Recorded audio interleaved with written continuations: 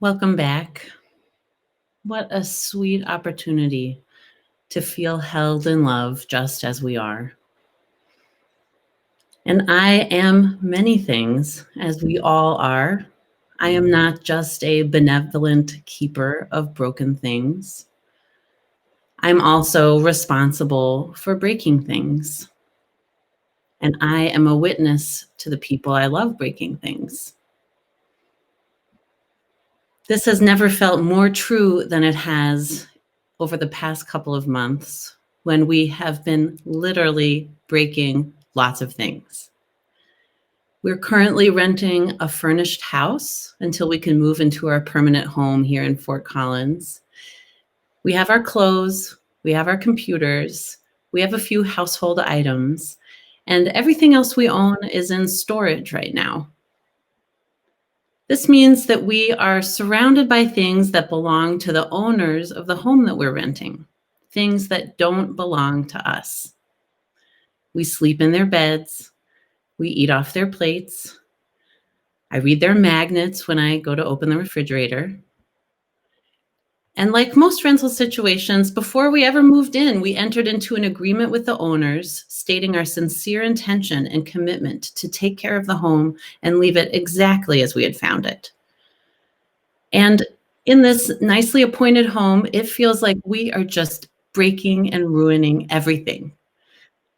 Have I mentioned to you that I have young children? All right, so I have a little show and tell for you this morning.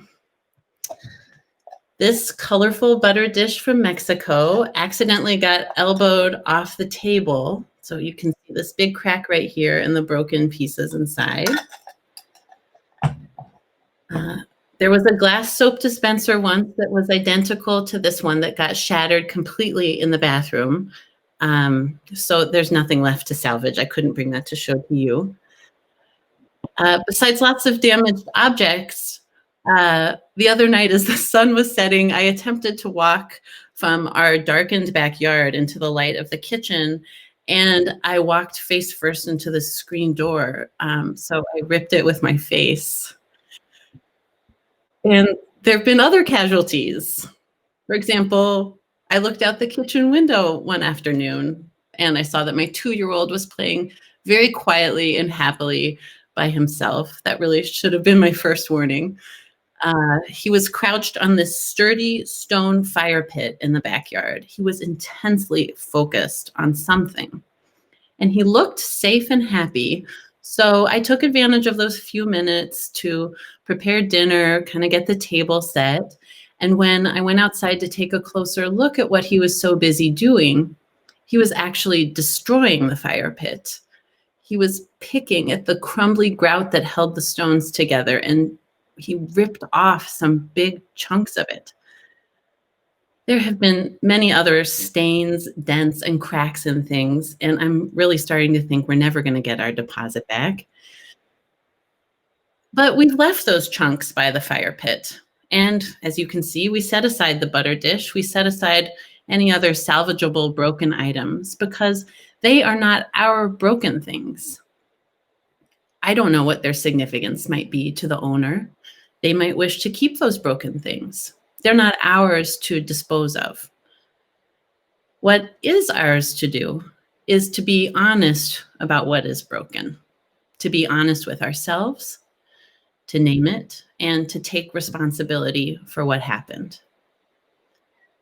This is another aspect of practicing self-honesty, truth-telling, and making amends. And this aligns with the season that our Jewish siblings have been observing lately, the days of awe, which began with Rosh Hashanah and will culminate soon in Yom Kippur, which starts tonight. And during this time, Jews take time for deep introspection and a serious moral inventory. So starting at sundown tonight, our Jewish kin will begin a day of fasting, reflection, and prayer, asking forgiveness for the wrongs they've committed in the past year, and pledging renewed efforts for the coming year. It is a time of radical self-honesty and getting oriented. oriented towards the holy, oriented toward fellow humans, and getting reoriented toward goodness and right action in their own hearts. And it is considered the most holy day on the Jewish calendar. It starts with naming hard truths and asking forgiveness for causing pain. And this is not in order to feel relieved or unburdened or to just get it over with and go through the motions. But this is because the act of telling the truth and owning our mistakes and transgression is itself redemptive and liberating. Telling the truth sets us free. And we are living in a moment in our country when taking responsibility for wrongdoing and simply telling the truth is staggeringly absent in the public arena. When climate change is denied in the face of record-setting wildfires, when police are not held accountable after murdering an innocent sleeping Black woman in her own home, when facts about a global pandemic are refuted and repressed, working our capacity to name and tolerate hard truths and make amends is a revolutionary practice. Telling the truth ultimately leads us in the direction of freedom. Freedom in our own hearts, freedom in our world. And this is why in the Talmud, a famous rabbi teaches that Yom Kippur, this day of very serious business, the most holy day, is the happiest day of the year. And it's because this is the day that reminds each person of the possibility of transformation. What a thing to celebrate. It's an opportunity to face the future with a renewed and open heart. Brené Brown puts it this way: owning our story can be hard, but not nearly as difficult as spending our lives running from it.